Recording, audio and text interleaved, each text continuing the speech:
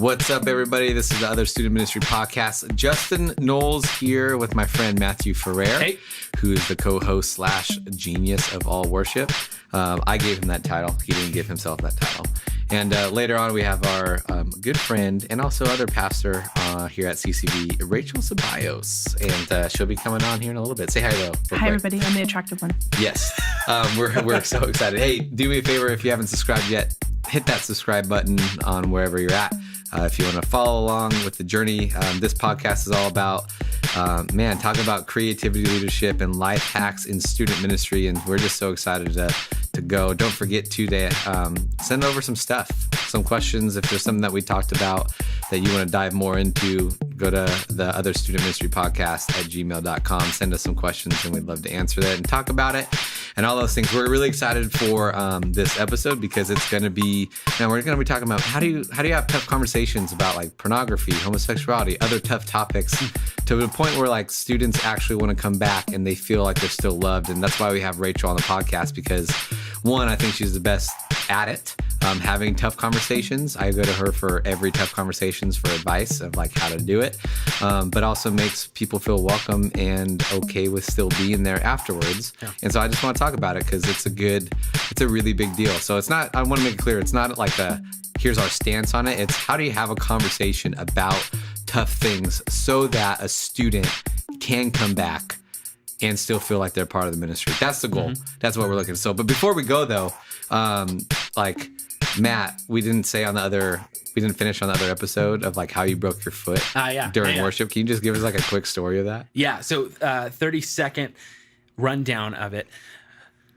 On Wednesday, last Wednesday night, what was that? That was the 14th, 15th? Whatever. June 14th. Mid-June. We were having our big summer kickoff for our student ministries, and it was during the first song during Real Love. After the big drop, we're headed into the final chorus, and I spinning around, jumping around with students on stage, and slipped, sprained my ankle, broke my foot, and then continued to do the rest of the worship set, which was really fun on one foot, just hopping around on my left foot. And so I'm in a boot now. I'll be in a boot for the rest of the summertime. So all of camps, beach days, anything like that, it will all be from a boot. Yeah, we're legitimately trying to get Matt a rascal to drive around at summer camp just so he could be like the rascal scooter guy at summer camp. Wouldn't you want that guy as your camp counselor, as like your leader? Yeah, when you come scooting towards you, Scoots McGee. Mm-hmm. Yeah. What are you kids doing? Whatever it is, there needs to be a basket and tassels on the front of the whole thing. So Diet Coke, Cheetos. The whole bit. That's a whole bit. So Matt is usually very elegant on stage, albeit it's like watching a masterpiece being drawn in front of you. But at this one moment, it was not so much. We have it on video, so it's pretty great. It's amazing. I watched it like 17 times already. It's wonderful. He spins out of view. It does. It's great. But anyways, yeah. Yeah. So that's it. Rachel, we want to get to know you, and I think one of my favorite stories of you in youth ministry is it involves an iPad, it involves Netflix, it involves pornography. Will you tell us how this goes? Oh yeah, and the police. Yeah. Classic youth ministry. I had my iPad in my office, so clearly a place where it can be taken by kids. And there was a little rascal guy who decided that he needed an iPad mini in his life, so he took my iPad, which, I had no password because I have trust, Yeah, who needs one? Yeah, exactly. Yeah. I was like, I got nothing to hide. Mistake number one. Yeah. Putting it, out in the world. And I didn't realize it was gone until I was like looking for it. And I was like, I just probably misplaced it, iPad mini. And one night I'm on the couch with my husband and we're like, yes, let's watch some Netflix. And we turn on, how it has like the curated list of things for you based on your previous viewings. Yeah, or continue watching. Exactly. Yeah. And it was like Naughty Nurses 3. And I was like, Joel, why is there Naughty Nurses? He's like, I don't know. And I was like, I know this is not a thing for you, And then I was like, it's probably your nephew. Does he have? And so like instantly we're like, our nephew has our password. He's clearly watching softcore pornography on Netflix that I didn't even know existed. And I was like, and it was like B level, like just like clearly like girls in bikinis, And so we call up his brother and we're like, your son must have our password. And he was like, like his brother, of course, calls nephew in. He's like, he says he doesn't have the password. And they're like, well, you better talk to him. And we, go on. And then I realized, no, my iPad's been stolen. So I do this straight up, like find my iPhone, find my iPad, and it dings down the street. And I call the police, and they're like, "This is our favorite thing to do because it's just it's a closed shut case, Yeah. You have the iPad." I roll up in the police car, and this kid from the ministry walks down. He goes, "I know why you're here. I have your iPad." And I was like, "Yeah!" And so he brings it out, and they put him in the back of the car, drive me back to the church. He chills there in his like moment of shame, and then it all became clear that this young man was watching every naughty nurse bikini-clad lady party that Netflix had, and we did exonerate our nephew so that he knew. But we were like, we're always watching. Oh yeah. So don't forget. Do you still have the iPad? I still have the iPad. Okay. I definitely wiped it down. I was concerned. It was concerning. It's true. That's great. And side note, obviously we made a bit last episode that we have Sean on the couch. Sean on the couch is back, and just in case you could hear it, we're recording on a Sunday at church in our offices, which is next to the nursery. So there's no kids being murdered in the background. That is such a good thing to bring up. Yeah, I feel like it just needs to be said. It's just there's a playground out there, and it's fine. Screaming kids, it's a good sign. It's a good sign. Yeah. When they're quiet, that's when it's crazy. Yeah, they're screaming because they want to. Yeah, but anyways, so let's continue on with the thing. Rachel, so glad that you're here. I know that you've been a pastor here at CCU for like 10 years.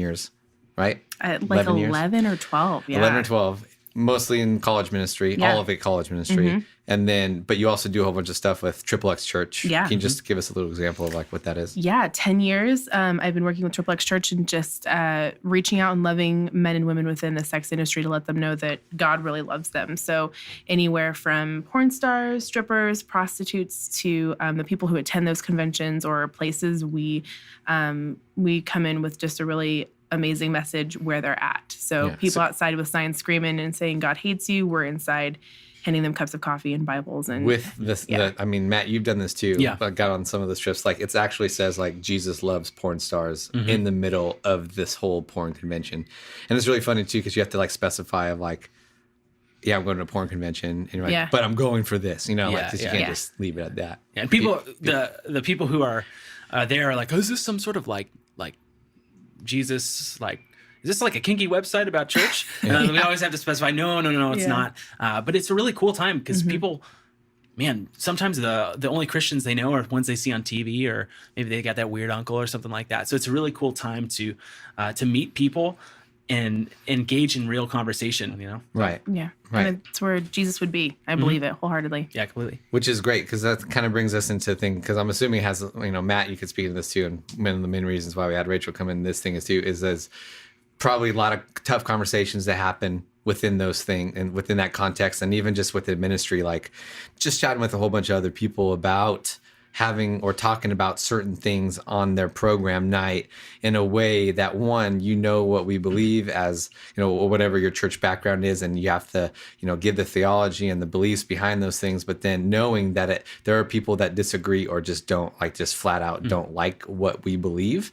And how do you have those conversations within student ministry? Because I think it's important if we can't have a conversation and have someone disagree with us, right, then and if they don't want to come back, then we've missed the mark on what it is about what following Jesus, on like having conversations, because Jesus had tough conversations all the time. He didn't back down from what he believed, but he was willing to have the tough conversation. That's kind of like, and so how do we talk about those things? So we'd love just to kind of chat about that ministry wise, how do you have conversations so that students actually want to come back? Totally. Right. So, and hacks on how to do that. Yeah. So with that said, Rachel, we're talking about, the title of it is Porn, Homosexuality, and Other Tough Topics. Let's just dive right into porn. Episode 1, here we go. Let's do this. When it comes to like pornography, because you've taught about it. Yeah. I've seen you talk about it. You've gone to porn conventions and talked about Jesus to people who attend. Maybe another time we could talk about the one time you saw a youth pastor at the porn convention, which is a whole another story, which we won't go into now, but we'll get there eventually. Yeah. And all that kind of stuff. But like, what's for you, like, what's the initial conversation of, like, I love the idea when we were talking before, of, like, a seat at the table. Can you just kind of give us, like, the idea of how do you create that welcoming environment for students? One, if they know that they don't agree with something, or they heard something that, like, oh, I don't believe that because I do it. How do you make them feel like you want them to come back and have the tough conversation? Totally. I mean, I think the first thing is just recognizing how widespread that is. And it's more being like honest, like saying like, hey, like there's nothing here that you could say that would shock me or probably anyone in this office, you know? So when it comes to meeting students where they're at, it's, I think, always explaining to them that, you know, we love you so much that we don't want to see you stay where you are in your life of sin. And really, instead of saying sin, like it's helping them see what they do harms themselves. Like the Lord's work in their life is not because he doesn't want you to have fun. It's because he wants you to live a life that is, that's actually amazing. And, you know, we talk about like, even when you meet with someone who's like super addicted to pornography or dealing with their sexuality in like difficult ways, you always are coming from this place of like, what's like not working in your life? And so it's instead of like coming with this like 20-ton question of like, what terrible things have you done last night? Because who wants to, you know, come into your office and talk about that? And most of the time too, like, let me just throw out there, I talk to females. And if there's a male who comes to me, I like hack number one, like gender to, you know, gender to gender. Yeah. And if you're someone right now who's listening and you're a male youth pastor and you don't have any females that you trust to help pastor you, then just turn off this podcast right now and go find someone who's dope and female, because those boundaries of being crossed of like are super unhealthy. So it's like we're a part of this community, and as pastors, we're the ones who help invite people to the table of church. So it's an even playing field, you know? Yeah. Side note on that, just because, you know, I could say that within our student ministry of, you know, there's certain like a handful of women that come and volunteer for us that I wholeheartedly believe I could pass off, you know, a girl who comes up to me about something like this and go, you know what, I'm so glad that you came to me. Let me get you in touch with Jessica, or let me, you know, and kind of have that conversation. Because if you don't have that, like, what do you do? You know what I mean? Yeah. So it's, yes, do that. Hack number one, slap. There you go. There it is. Yeah. And don't, because it's nothing creepier than being like, come ladies, sit at my table. Like already that off the bat just makes me feel ill. So find some dope ladies and, you know, just begin that process of knowing them. I also feel like, just to throw out there, the gospel is 20 tons. And if you have a bridge of relationship with someone that only can handle 1 ton, like the first step is, do you know the student's name? Do you know anything about their life? Is there anything, rather than like, I'm coming in here to berate you, like I hope you're going to start off with, let me really, really find out about your life before we dive into some of this. Right. I think that kind of goes more of like listen more than you speak. You know, it just kind of like totally get to know background, why, who they are, what they're doing, why they feel that way, why they believe that way, you know, the way that they feel, and kind of, you know, it's just, you literally just sit, listen, hear their story, hear them out before you even give advice. One, the fact that they came to you in the first place is, let's just not skip that over too. Like, it's amazing. Yeah, it's a big deal for them to come to you and just say, here's what I believe or what I am in, and knowing that you probably most likely disagree with it, and, you know, to be able to have that conversation, that's already a big step, you know? So like wholeheartedly listen before you even give advice. And, you know, you may not even need to give advice the very first meeting. Yeah. You know, it might take a couple meetings to happen before we get to that. Depends on your relationship. Yeah. Totally. And that sense of unreality. Like you're just, you know, you don't have to like have this like huge, like massive study into like what pornography is. Like I think everyone here could see like why that just doesn't work in your life. And I'm sure if there's a kid who disagrees with you, but they're coming to talk to you, there's that deep down part of them that no, like my life is not what I want it to be with this. And this is causing problems. And this is, you know, like, or my sexuality is kind of all over the place or whatever it may be. I am sure their life is a bit chaotic. You know, it's like you don't have to like do the tough work of unearthing stuff because they're going to be ready to spill that. Right. Now, what about like, let me ask you the question on, you know, you've taught it, I've taught it from the main stage. This is more than just an individual conversation, but within our ministries and leading in general, like how do you approach it? And, you know, if you're bringing it to the major setting right, of like your ministry and your service, and you're talking about some of these tough topics in front of everybody, how do you still create room at the table to make everyone feel like, okay, you're not being a jerk about it, right, but you also are speaking truth into it? And like, so how do you even set that like for you? Man, I feel like the things that have helped me, and honestly, like, let me just say, if you've never been to triplexchurch.com, like, go there. Like, there's like thousands of pages. But to me, I think it's important to help students know the heart and the reason behind it. And I feel like whenever I've had to share, I can share the stories of, you know, when it comes to pornography, here's the young women who are in it, and here's what it does, and here's what it's done to like relationships, you know, like bringing like just that reality to them. And when it comes to like anything with sexuality, like we talk so much about sex, we talk so much about pornography, but we never bring it down to that like personal level. And I'm not saying like get up there and be like, as a pastor, be like, I struggled for 15 years. Like, no, like that's boundary breaking. Like, don't do that. But I think, you know, if you're someone who has this amazing theology, you've got all of these books, you've got everything, like you've written your perfect message, but you've never talked to a kid that struggles. You've never sat across from, you know, like an amazing young girl who's like wondering what is her sexuality, or someone who's just like so enveloped and saw porn at like 6, because that happens, then I don't think you have your heart. You have head theology, but you don't have heart. And it's like your theology is not going to be rooted in love. It's going to be like bashing them over the head. Like you need to have both. Right. You know, like I was like in conversations, you know, a couple of different Facebook groups of youth pastors and stuff like that, where they were, you know, someone asked a question about homosexuality, transgender, or something like that, and people were just like spitting off all these like knowledge stuff, and just asked a simple question, and it's very simple. Like, have any of you actually sat down knee to knee, eye to eye with someone who's going through that or dealing with that? Because it will change the way how you respond. You may believe the same thing. It doesn't mean that you know, doesn't mean that you don't believe what you believe, but how you respond to it will be way different, because you're dealing with a soul, you know, like a person sitting in front of you who's struggling or disagrees with you or is unhappy or whatever. So it's just kind of, 100%. Totally. I think it's a big deal.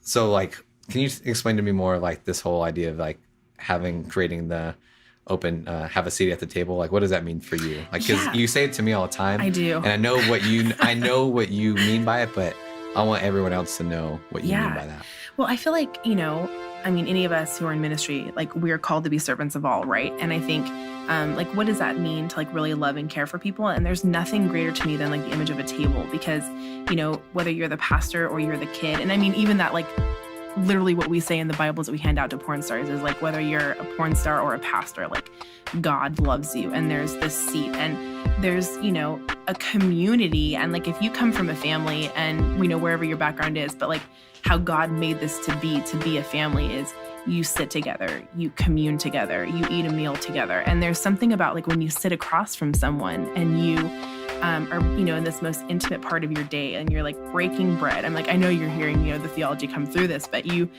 see that there's no one who is not invited to the table if we are believers of Christ. And that to sit across and like hear someone's heartbeat, to hear their life, and that your love and care for them is going to grow exponentially. And it's also something you do every day. So it's like pursuing people and knowing that I may not at the end of this meal see a kid, you know, drop down to his knees and accept, you know, Jesus Christ as Lord and Savior. But I can tell you right now, if you continue to show up, you continue to do those things, you invite them into your life, you invite them to your table, quote unquote, you're going to see life change happen, because they're going to begin to, you know, like feel you're not above them, you're not below them, you're not beating those things down to them. You are, I don't know, it's an equal playing field to be able to like, you know, do life with someone. And that's ministry. Because if you're like, I'm going to tell you this because I'm the pastor, like, you know, rule number 1, like, just don't. Right. Yeah. Well, I think it's just like the idea, like we have to remember, like we can't change anybody.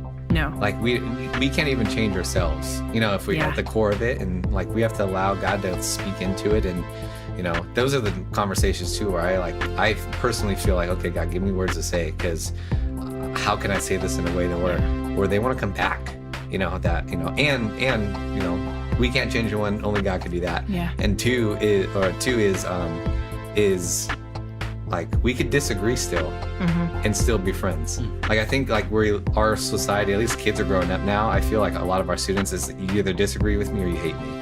Or you agree with me or you hate me. Totally. And there's like polar opposites and there's no in between. I'm like, no. Because I've had conversations with students who, you know, if I've taught something on a Wednesday where they didn't believe it or they are acting in certain other ways, like I don't agree with that. I'm like, that's okay. You know, but tell me theologically why. Like I'm not gonna, just because you feel a certain way doesn't get you off the hook. Like I want to know why. Like I want to challenge them and push them to be like, hey, tell me why you believe that then. You know, and in a sense that like, creates more conversation, you know, with this, because then I could follow up with them and be like, hey, you do your research, come back and let's have a conversation about this, and we could disagree, and that's okay. Like you're still welcome here. You know, like you're not out. No, and you'll always like, that's the thing I love, that like I can have a hard conversation with someone where maybe we don't agree, but you're gonna find me the next day or even that next time I see them, like digging in deeper to get to know them. Because I think down at the heart of every student that you minister to, they feel like once you find out their truest self that maybe they've been hiding, or these sins or these things that you struggle with, that you'll judge them, reject them, and leave them. And like we need any more rejection or loss in the lives of so many students we work with. You know, you just, you know, so it's like, to me, you can say in like the most ridiculous thing, and I'm gonna also control my face. Maybe that can be hack number 2. To work on your face. Watch how you respond when people tell you stuff. Absolutely. Because if you have the screaming face emoji when they tell you what they did last night. Or like, oh, what? Like, just kind of just sit back and listen. You know? I'm emailing your mom right now. Right. You know, I mean, obviously, that's another podcast in itself. But I feel like you just have to, it's not a buddy thing, but it's more of like, every time I'm meeting with someone who's sharing these things, I'm thinking, how can I speak life into them? So, you know, because Jesus brings life. And if we see that there's sin in their life, there's things that they're doing, it's bringing death. Like we know that. So what areas do I hone in on where I'm like, you clearly are like, this is a death bringer in your life. And how can I point that out? Because it's like, it's causing chaos, it's causing disruption. Like that's just the truths that I'm trying to hone out and help them see, but I'm sure they already know, you know? Yeah, that's good. Okay, so, you know, Rachel, obviously, we're going to have you come back because I feel like there's a lot more conversations about this that need to happen. And obviously, we'll make that happen and continue in these things. So, you know, part of this podcast, too, is we want to make sure that we leave, like, very practical. You know, we're talking about youth ministry hacks and leadership and creativity and life and how to make student ministry better. So if, you know, I would love to go around, Rachel, Matt, like what's like a hack or quick story of like an example of like, man, this has helped me have a tough conversation in which allowed someone to come back and still know that they're loved in this place, despite a conversation that was tough to have. If you guys have one. Yeah, I'll go first. I think we always are like super hard on like, man, how can I just hone this into the kids? And I'm going to say for all the youth pastors out there, this is a hack for you. If you, in any part of your life, wherever you are, because you're constantly being watched in the cities you live in, like wherever you go and in services, I find that the language that we use is super offensive. Like if you've ever caught yourself being like with friends being like, that's gay, or you say things of that nature, it is something that's so prevalent and so common. And I think most people do it because it's like just stop saying that. If you use any derogatory terms, where you're using the word gay or, you know, trans or just different things, like know that the kids that you minister to are watching, they're listening to you. And like, as much as that may be something like you don't even realize, like if right now you, wherever you are, like learn to stop saying that. Cause I've found that that's like with your leaders, like we have to be people who are, it's not about being politically correct. It's being sensitive to where like there are some kids on this journey who will never come back to church if they hear you talk like that, even though you don't mean it in that way. That's what comes across, you know? That's good. Matt? That's really good. An approachable leader is an impactful leader, and that's all about creating a safe space. So whether that's, I think we can often say just doing ministry on big ministry nights, our biggest and most impactful moments are typically not within service. They're not in the rose thing. They're not in big moments of grand teaching statements, but they're actually in personal, intimate moments, be it in a small group or around the table setting. And so fostering those moments where you offer an olive branch to a student, say, hey, like, you want to sit down and like, let's talk about this. I want to hear about this. I want to hear about how this is impacting your life, and get to know just at the heart of get to know the heart of who you are, and just the things that are getting at you. And and I think it's all just about creating that environment. I think the most impactful times I've seen that happen is summer camp, because summer camp has an ability, and it's not rocket science. It's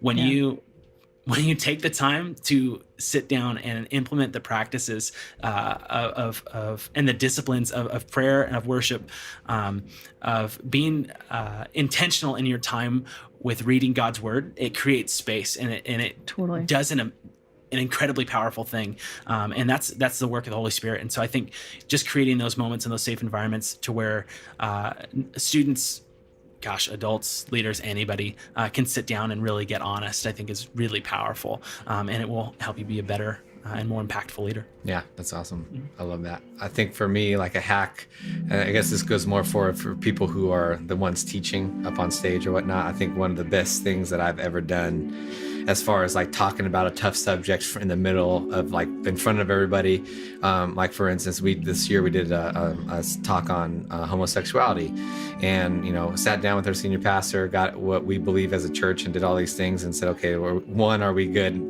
Sit down, background on that end of things, make sure that what I'm teaching is what our church is aligned with, one. And then two is, as I was prepping the talk, I actually brought in students who are gay or struggle with it or deal with it, and I actually had them sit down around the desk and said, hey, how can I say this? I know we don't agree on this, or I know that we're working through this. How can I say this in a way that I don't seem like a jerk? And is there anything that I'm speaking into that maybe I shouldn't be speaking into because I don't know? And I want to get your insight on it. And one, it's great insight on that part of things. Two, it makes those students who are dealing with that or are in that, make them feel like I do care about them and their feelings and who they are as people. Yeah. And it brings them into the conversation, say, hey, we could agree to disagree. That is okay. I love you a lot and enough to where we can have a conversation and be able to say it from stage. And then two, what happened was, like, I was able to give the sermon, and I saw a couple students afterwards who I sat down with, and they were still visibly shaken and like kind of upset. And I said, hey, like, what's wrong? And they're like, oh, it's just different. Like, I know what you're going to say, but it's just different hearing it from stage. And I'm like, you know what? And I was able to have a good conversation with, like, could you imagine? Like, I care for you so much, and you're welcome in this place. And, as long as you continue to pursue Jesus, that's my main concern in this place. And, we may not agree on these things. Like, could you imagine though? Like, I care for you so much that I gave you the notes, and you knew that what we're going to say. Could you imagine if I didn't? Yeah. And if that was the first time you were hearing my thoughts and what we believe as a church from stage for the very first time, like, I care for you that much, so that way we could have the conversation. And it just allowed, like, for me, it reassured them, like, hey, can we have the, they care for me. Yes, we don't agree on this, or I'm dealing with this, but they want me here, and they're still here and come to service and are involved. And I think that's the goal.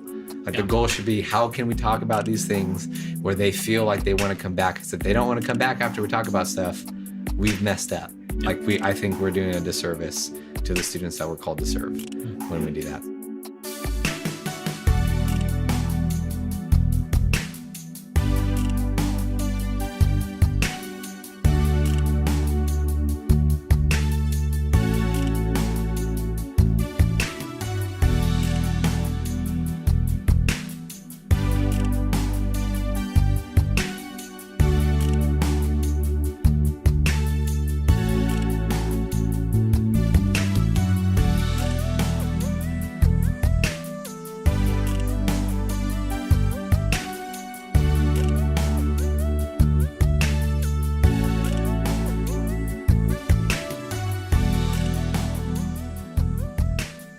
Guys, that's it for today.